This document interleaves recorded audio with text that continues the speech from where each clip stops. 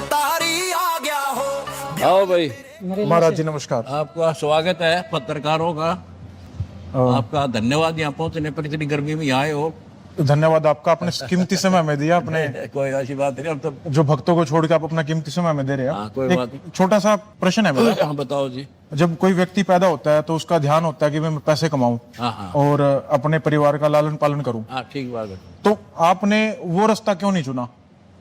पहले मैंने वही रास्ता चुन रखा था, अच्छा। फिर मुझे अध्यात्म ज्ञान हुआ हम्म।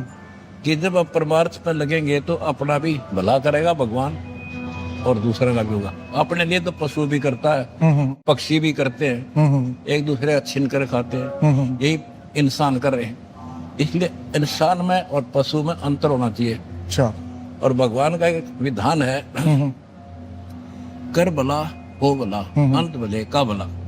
ये आपको मालूम कैसे पड़ा कि भाई मेरे को इस रास्ते पे जाना चाहिए? ऐसा कुछ तो हुआ होगा जीवन में आपका? वो बहुत बड़ी कहानी है यार, वो कहानी इतनी लंबी है कि इतना टाइम नहीं है, मैं थोड़ा ब्रीफ कर देता हूँ। हाँ हाँ। मैं जूनियर इंजीनियर था, इरिगेशन डिपार्टमेंट। अच्छा। तो मेरा रिश्तेदार है, वो आया मेरे पास, ये एक परम संत है, उससे मिलाता हूँ। भगवान की इच्छा बचपन से थी, पूर्व संस्कार। तो उनसे मिला, वो 104 साल के थे, ब्राह्मण कुल में जन्म था उनका।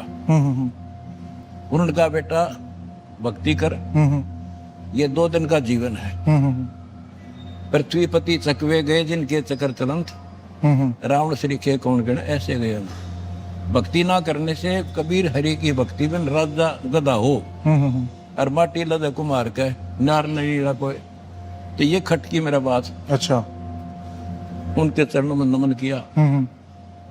फिर कैसे भला हो, कैसे इस दुख से छुटकारा हो, मैं उनको भी डिटेल से बताया। हमने उनके चरण पकड़ कर दीक्षा ली, दीक्षा की, भक्ति की, नौकरी भी की। अच्छा। एक दिन अचानक उन्होंने कहा बेटा मैंने बहुत दृष्टि दौड़ा ली है, 1 लाख शिष्य है, तेरे जैसा नेक और शुद्ध आत्मा मैंने दिखता को नहीं। अच्छा। आज से मैं अपना उत्तराधिकारी आपको बनाता। ठीक। मैं एकदम सुन्न हो गया।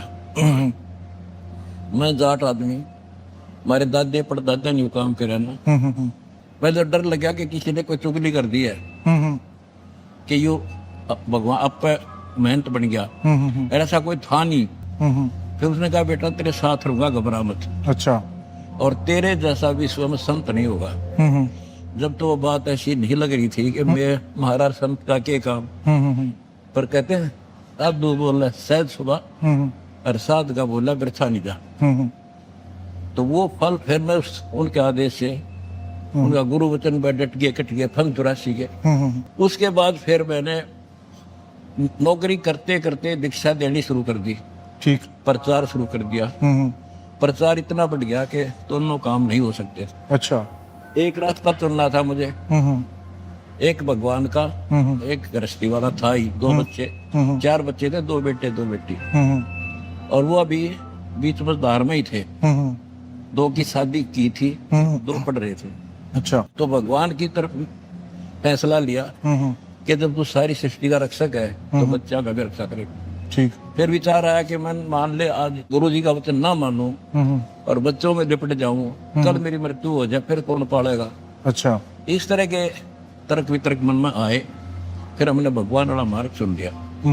उस परम पिता की, गुरुदेव की शक्ति से, उनके आशीर्वाद से आज वो बच्चे भी 1 नंबर में, और मैं भी आपने बेरा में बहुत।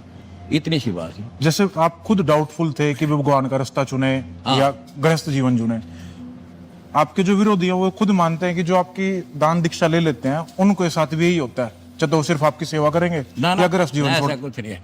कमाल है, मैं तो भक्ति करूं था, नौकरी करूं था। पर आपने भी तो आखिरी में एक रास्ता चुना ना। आदेश हुआ ना, फिर भक्ति सेवा कर, प्रचार कर। तो मतलब एक ने तो एक भगत सिंह पर कुर्बानी दी तो देश आजाद हुआ, सारे थोड़े मर गए। अच्छा। कोई बात करे तो मतलब जो आपके भगत है वो दोनों तरफ जा सकते हैं? नहीं, इधर ताड़ा है, उन तो भक्ति करनी है, पर सेवा करनी है बस। अच्छा। अपना काम करो, राम रटो, नाम उठत नाम बैठत नाम सोत जागवे, नाम खते नाम पीते नाम सीते दाग। एक आपने कुछ दिनों पहले बयान दिया था कि आप शास्त्रार्थ के लिए ओपन है, ओपन? बिल्कुल कोई भी आए, कोई आओ। उसका तरीका क्या है? मान लीजिए कोई बच्चा आपके साथ या कोई बच्चा नहीं, बच्चे ने बच्चा मतलब? पहलवान के लायक बालक आके आ जाए कुश्ती लड़ूंगा लड़ेगा फिर कट्टे गाड़ी थी बराबर का। अच्छा। वेट में ले तो शंकराचार्य चारों अच्छा, आ जाओ।